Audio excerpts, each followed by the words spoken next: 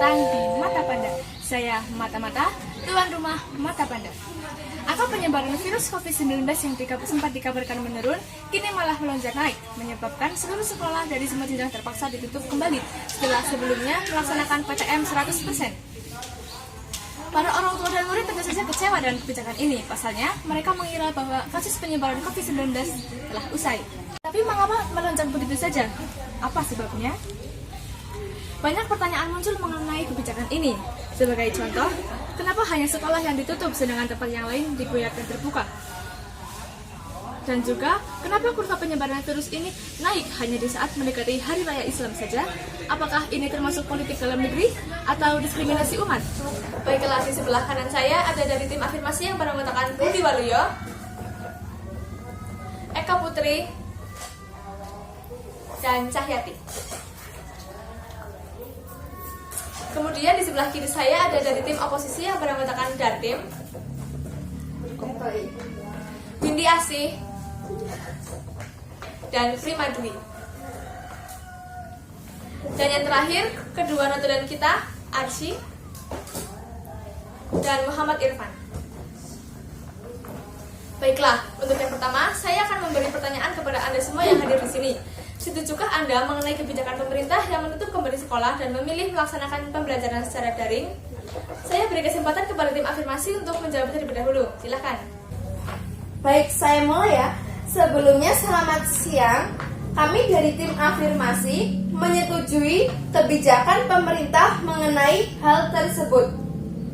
Dikarenakan penyebaran virus COVID-19 ini memang sedang naik drastis. Bahkan beberapa sekolah ditutup karena sebagian besar yang terpapar COVID-19.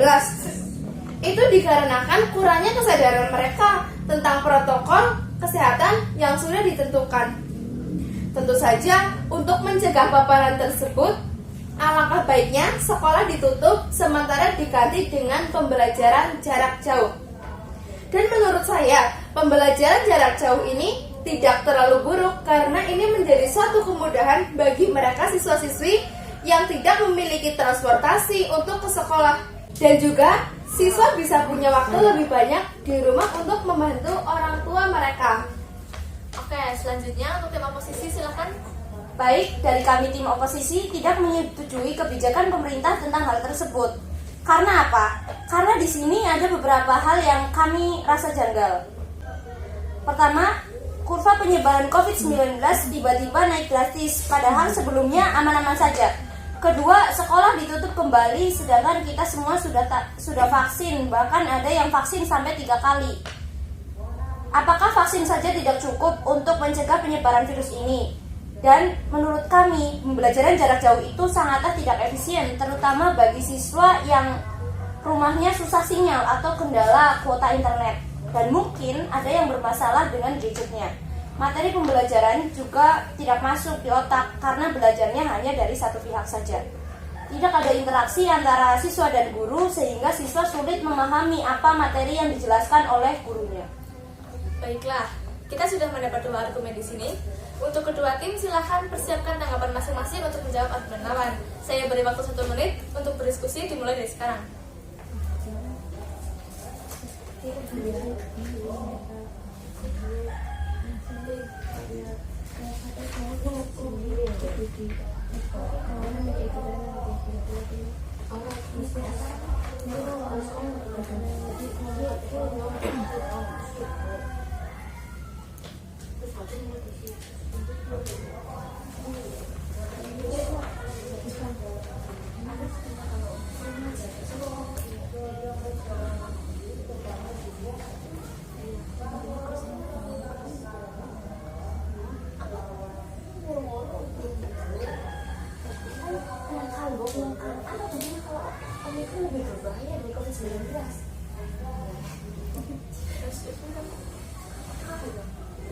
Angka kematian juga melonjak naik. Baiklah, waktunya sudah selesai ya. Untuk tim afirmasi, silahkan beri tanggapan untuk tim oposisi. Kami akan memberi tanggapan tentang kurva COVID yang naik secara tiba-tiba. Ya, itu dikarenakan munculnya virus COVID-19 varian baru yaitu Omicron. Virus ini baru dan lebih berbahaya dari COVID-19, maka dari itu banyak yang terpapar walaupun sudah vaksin. Dan untuk yang apa vaksin saja tidak cukup? Jawabannya iya, karena kita harus tetap menerapkan protokol kesehatan sebagai sarana menjaga diri sendiri dan orang lain. Apa buktinya kalau Omikron lebih berbahaya dari COVID-19? Apakah angka kematian juga melonjak naik? Yang saya lihat hanya angka penyebarannya saja yang naik. Ya, kurvanya kan baru saja naik beberapa hari yang lalu. Dan semoga saja angka kematian tidak ikut melonjak seperti angka penyebaran virus. Tadi katanya lebih berbahaya dari COVID-19. Memangnya berbahaya apa sih sampai sekolah ditutup tapi tempat wisata dibuka? Sudah cukup ya. Sekarang beralih ke tim oposisi untuk memberi tanggapan kepada argumen dari afirmasi. Kami ingin memberi tanggapan apakah lebih penting tempat wisata daripada sarana pendidikan. Bukankah negara kita menginginkan generasi yang berakhlak mulia dan berkarakter serta berpendidikan tinggi? Kita kan daring hampir 1,5 tahun. Maka untuk menyegarkan pikiran selama daring, tempat wisata memang perlu dibuka. Memangnya dengan berwisata anak sekolah bisa menjadi pintar? Loh, di sini kan saya sedang membahas mengenai penyegaran pikiran, bukan bagaimana siswa menjadi pintar karena dengan berwisata. Tetapi bukankah berwisata memerlukan biaya? Sedangkan yang kita tahu semuanya, pada masa pandemi saat ini krisis ekonomi sedang panas-panasnya. Lalu yang kami herankan mengapa semenjak adanya virus COVID-19 malah muncul virus-virus baru yang katanya lebih berbahaya, padahal gejalanya sama dengan COVID-19, hanya beda sedikit saja. Apakah ini termasuk dalam monopoli pemerintah untuk keuangan negara? Lalu, tadi jika diteliti lebih dalam, tim afirmasi mengatakan bahwa kurangnya kesadaran masyarakat untuk mematuhi protokol kesehatan. Di sini posisinya tempat wisata dibuka, hiburan malam dibuka, pokoknya apapun yang berhubungan dengan refreshing dan healing itu dibuka. Nah, dari mana bisa kita mematuhi protokol kesehatan jika penjagaan di tempat wisata tersebut sangat minim?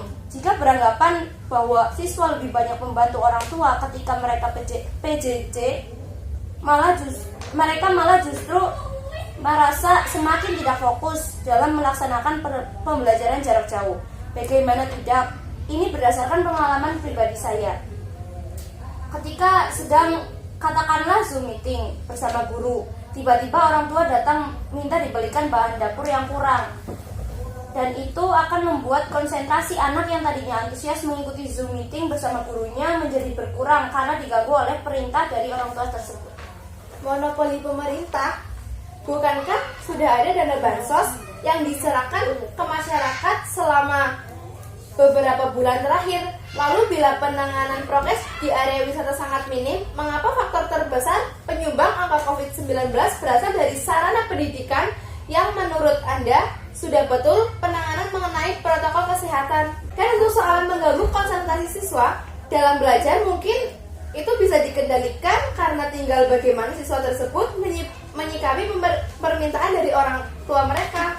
Apakah yakin dalam penyebaran dana bansos itu sudah efisien? Bukankah yang miskin semakin miskin dan yang kaya semakin kaya di masa pandemi saat ini?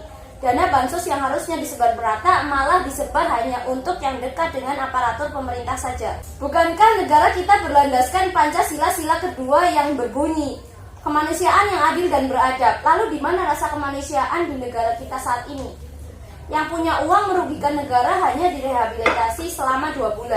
Sedangkan yang tidak merugikan orang lain hanya menginginkan belas kasihan karena kelaparan malah dipenjara selama 5 tahun. Kemanusiaan bagi mereka yang berdompet tebal atau bagaimana? Jadi dari tim oposisi menganggap penyebaran dana bansos kurang merata kepada masyarakat. Betul, dan kami bicara fakta sesuai dengan pengamatan kami. Tetapi menurut tim kami selebih pemerintah di desa atau kawasan yang bersangkutan melaporkan warga kurang mampu dengan benar dan efisien. Sekarang tinggal bagaimana cara pemerintah wilayah yang bersangkutan menyetorkan data ke pusat. Loh, tadi kan sudah saya katakan dana bansos yakin disebar merata, yakin efisien dalam menangani krisis ekonomi selama pandemi. Pemerintah daerah yang bersangkutan juga pasti akan mengutamakan dan mendahulukan orang terdekatnya tanpa tahu di luaran sana yang masih menjadi bagian dari anggota. Rakyatnya kelaparan bekerja demi sesuap nasi berbanding terbalik dengan para tikus berdasi yang hanya tidur pun sudah mendapat gaji. Kalau untuk masalah kelaparan ataupun tidak terjamah dalam dana bansos, kan kita nanti survei lagi. Pemerintah pusat akan menyurvei apabila ada yang berhak menerima atau tidak. Kita juga pasti berusaha memberikan suatu yang terbaik untuk rakyat dan kesejahteraan perekonomian rakyat. Menjadi salah satu unsur, memang sudah jauh-jauh dari, bahkan dari zaman Pak Harto pun menginginkan seperti itu. Iya, saya tahu ada survei, ada pengalihan data. Bila mana yang didata hanya saudara-saudara dari penyurvei, lalu bagaimana yang bukan bagian dari saudara mereka? Paling diberikan hanya setengah dari hak yang harus mereka dapatkan, dan yang lainnya disimpan sendiri. Lalu terkait dengan memberikan yang terbaik untuk rakyat, bukankah itu yang selalu dijanjikan jika pemilu akan datang? Pada masa kampanye mereka akan berlomba-lomba menjanjikan segudang peluang dan kesejahteraan serta keamanan rakyat. Namun sayangnya itu berakhir ketika masa kampanye juga berakhir, yang akhirnya hanya meninggalkan segudang janji tanpa membuahkan sesuai bukti. Tidak semua yang dijanjikan hanya sekedar janji toh. Banyak pula yang memberikan bukti nyata bahwa itu hasil dari janji mereka selama kampanye. Lalu, apakah bukti tersebut sudah dinikmati oleh seluruh rakyat? Tentu saja sebagian besar bukti sudah tersampaikan kepada rakyat. Lalu bagaimanakah dengan janji pemerintah tentang Undang-Undang Nomor 11 Tahun 2020 yang mengatakan akan menciptakan banyak lapangan kerja? Namun pada kenyataannya lapangan kerja di Indonesia masih sempit sehingga menyulitkan para lulusan SMA dan SMK mendapatkan pekerjaan. Loh, kurva kelahiran di Indonesia kan semakin meningkat dari tahun ke tahun, dari lulusan SMA maupun sederajat. Juga harus bersaing untuk mendapatkan suatu pekerjaan. Bukan hanya bermalas-malasan rebahan di kamar, tetapi harapannya sukses di masa depan. Hidup juga butuh gerakan dan mindset dari anak zaman sekarang itu salah. Bukan saya katakan semuanya salah, cuma beberapa dari pemikiran mereka itu harus dirubah. Tapi tidak sedikit dari mereka sudah mengeluarkan banyak tenaga dan biaya untuk mendapatkan pekerjaan sesuai dengan jurusannya. Namun tidak sedikit juga yang gagal dalam persaingan tersebut. Mengingat tentang janji pemerintah tersebut, seharusnya sekarang ini sudah tercipta lapangan kerja yang layak bagi mereka. Tapi pada kenyataannya, Yaitu tinggal bagaimana cara mereka menghadapi kegagalan tersebut, mengembangkan potensi yang mereka miliki untuk menciptakan sebuah karya yang nantinya bisa menciptakan lapangan kerja. Jadi, janji pemerintah tentang lapangan kerja yang dikatakan bakal menyeluruh itu bagaimana? Kenapa malah jadi menjurus kepada siswa untuk menciptakan lapangan kerja sendiri? Ya itu bagus jika dilaksanakan dengan baik. Ya kalau tidak, di Indonesia ini kan banyak sekali masyarakat yang tentunya tidak bisa dijangkau satu persatu. Jadi mau tidak mau ya masyarakat itulah yang harus mencari pekerjaan itu sendiri, bukan malah bermalas-malasan dan menunggu pekerjaan datang di depan rumah. Itu tidak mungkin, kan pekerjaannya yang mencari karyawan. Tetapi apakah fasilitas sarana prasarana dari pemerintah sudah mendukung masyarakat untuk menciptakan lapangan pekerjaan sendiri? Nah, masalahnya kan tadi janji pemerintah yang katanya mau menciptakan lapangan kerja secara menyeluruh sehingga bisa dijangkau dari berbagai kalangan, itu mana? Malah menyuruh menciptakan lapangan kerja tetapi tidak menyediakan wadah untuk itu. Bimbingan juga semakin mahal, ditambah faktor krisis ekonomi saat ini bagi sebagian rakyat awam yang kalau mau les private atau bimbingan mandiri, rasanya mereka akan berpikir berkali-kali. Menurut saya mereka kan bisa memanfaatkan dulu lah sarana yang ada. Dan kalau masalah les dan bimbingan itu kan jika mereka lulus SMK pastinya sudah mengantongi materi praktek untuk siap bekerja. Memanfaatkan sarana yang ada, oke, sarana yang ada. Tetapi tentang siswa di masa pandemi saat ini kan otomatis pemahaman tentang materi ya itu juga sangat minim. Lalu bagaimanakah mereka menciptakan lapangan pekerjaan di saat materi pun belum mereka pahami? Begini, kan tadi sudah saya katakan, jika para siswa itu menginginkan pekerjaan untuk keberhasilan masa depan, seharusnya mereka persiapan dari jauh-jauh waktu apa saja yang diperlukan ketika mencari lapangan pekerjaan. Contohnya yaitu materi. Mereka harus benar-benar memahami materi agar bisa bersaing di dunia kerja. Tetapi bagaimana jika siswa itu sudah berusaha semaksimal mungkin, namun tetap tidak bisa bersaing di dunia kerja? Justru malah kalah dengan siswa yang notabene punya orang dalam di perusahaan tersebut. Ya kan tidak, semua memakai orang dalam kan.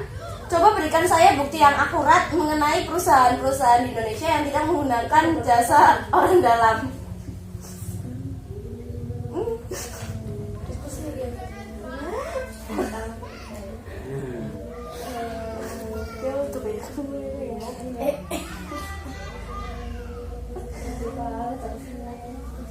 Bagaimana pihak afirmasi? Apakah bisa menjawab?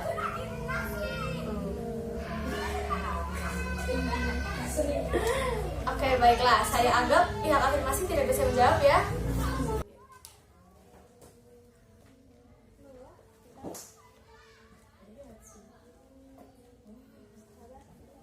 Berdasarkan argumen yang telah dikemukakan oleh tim afirmasi dan tim oposisi, kesimpulan yang bisa kita ambil dari perdebatan ini adalah bahwa proses pembelajaran jarak jauh memiliki sisi baik. Sisi baiknya adalah mempermudah siswa yang tidak memiliki transportasi dan juga menghemat biaya bensin dan uang saku. Dan juga siswa menjadi punya banyak waktu di rumah. Di samping memiliki sisi yang baik, tentu saja pembelajaran jauh ini memiliki sisi buruk. Di antaranya, siswa menjadi tidak berkonsentrasi dalam mengikuti pembelajaran sehingga materi tidak masuk di otak karena kurangnya interaksi antara siswa dan guru.